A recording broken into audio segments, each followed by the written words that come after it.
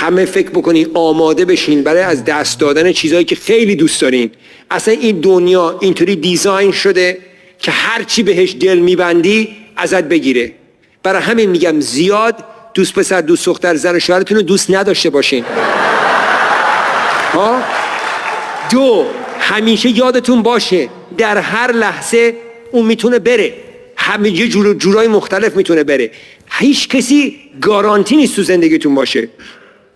یا خودش میره یا میبرنش. وقتی که اینجوری فکر بکنی قدر اون آدمه رو بیشتر میدونی. خب وقتی یارو مثلا پسر میگه هانی فلان، یه جوری بهشون حال میدی که تو انگار که دفعه آخرش که عمرش میخواد اینو بگیره. بعد برای زندگی زناشوییتون خوبه. اگه مردا و زنا اینجوری فکر کرد